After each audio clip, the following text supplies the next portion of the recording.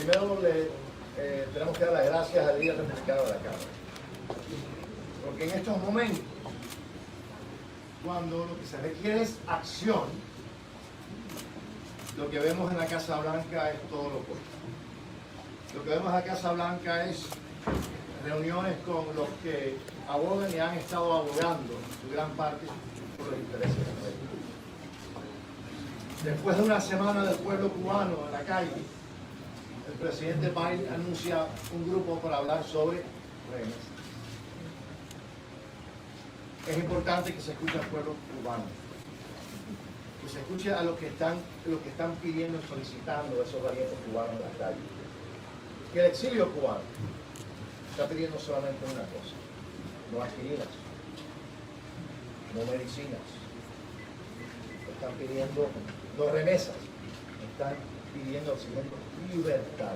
Y este es el momento de solidaridad con ese pueblo, no de negociaciones con el régimen, no de buscar formas de darle divisas a ese régimen.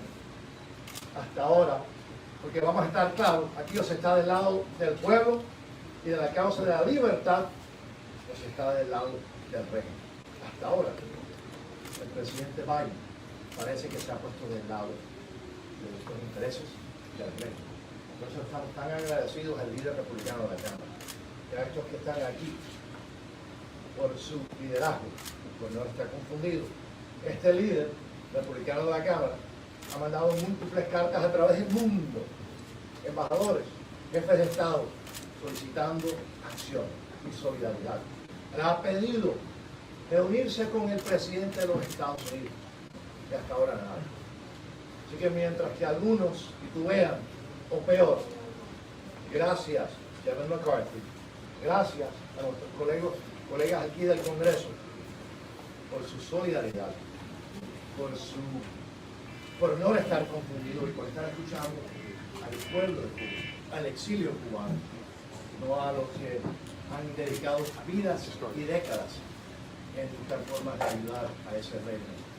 Very briefly, thank you all for being here today. Particularly, I want to thank my colleagues in Congress for being here, and for Kevin McCarthy, Republican leader Kevin McCarthy. While the administration is studying and looking and reviewing, and even when the Cubans were in the streets after a week, he announces what? A group to study ways to increase remittances into the island. By the way, something that the regime has been asking. Well, that has been taking place. And while the president meets and listens to those who in many cases have years of advocacy for the interests of the regimes, for a unilateral lifting of sanctions, that's why we're so grateful to Leader McCarthy for creating this group, for leading. He has sent letters to people around the world demanding solidarity. He's actually sent a letter to the president demanding a meeting with the president to deal with this urgent and important issue. It's urgent and important to the people of Cuba, to this entire hemisphere, but also to the national security interests of the United States. So while the administration is at best confused, we're at worst listening to the allies of the Castro regime, we are so grateful to the leadership of Kevin McCarthy and of our colleagues in Congress. With that, let me start by introducing somebody who needs no introduction. He served the United States honorably in the military. He served in the House of Representatives. He's always been a transparent voice for freedom. He's been a clear voice against socialism and Marxism and communism. He is the great governor of the state of Florida, Governor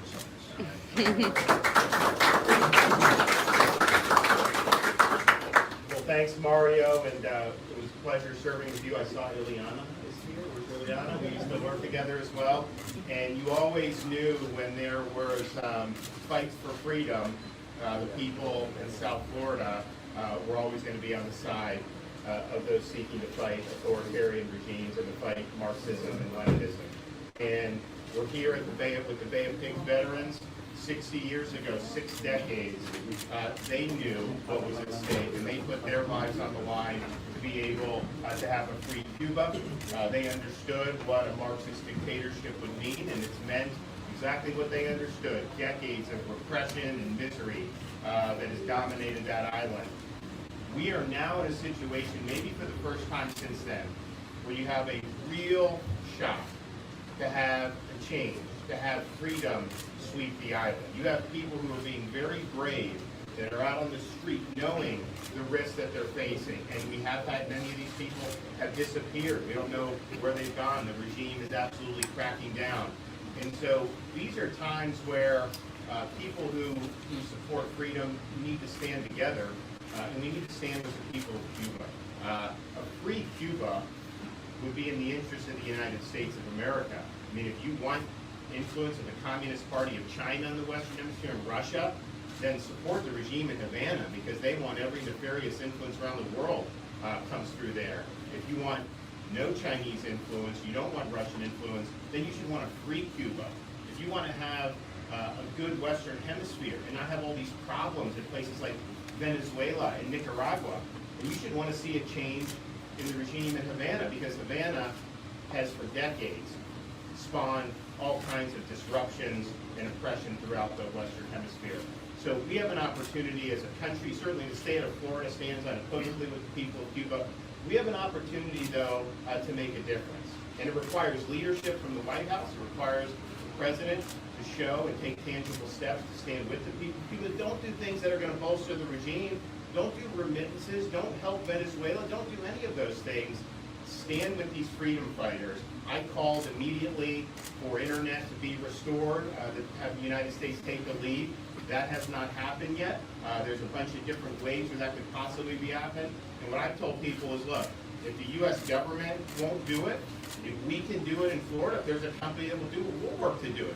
I mean, this is really, really important. It really is a no-brainer for something that we should want to see. So I thank everybody who's been in this fight. I think this morning we've been able to, we had a couple different events and heard some really heartbreaking stories about what is happening over there. And now's the time to be able to stand up. So I want to thank the House of Representatives member, Leader McCarthy, all the other representatives for coming down here and listening firsthand. I think they were already on the same page anyways, but I think their resolve is probably going to be strengthened now hearing some of the powerful stories. And so this is an important moment. This is a critical time. We need leadership, and we need it now. Thank you.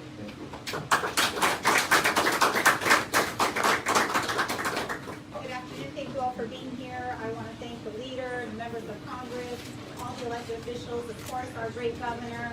We're here united in one voice for one cause, and that cause is freedom, libertad, which is what the Cuban people clamored for on July 11th. It's what the Cuban people continue to clamor for.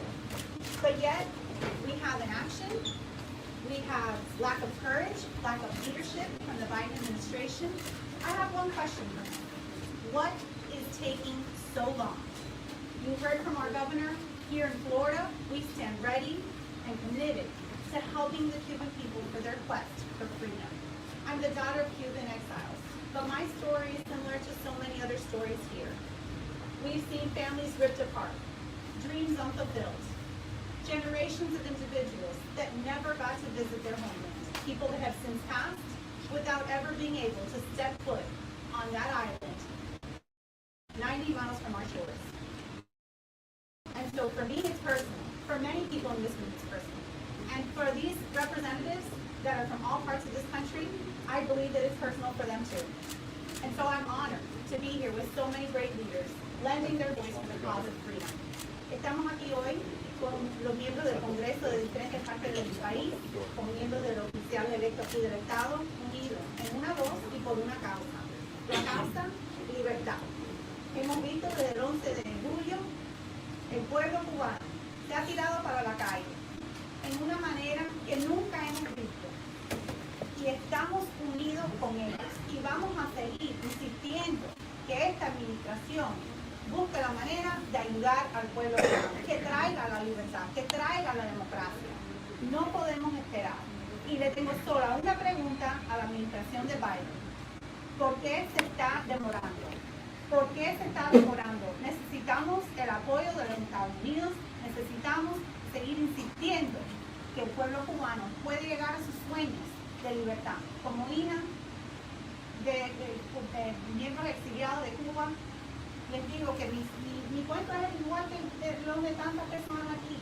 Mi historia es igual que tantas personas aquí. Que hemos visto familias que no se han podido ver. Hemos visto sueños sin poder realizar. Hemos visto generaciones de personas que nunca han podido regresar a su país. Y ahora es el momento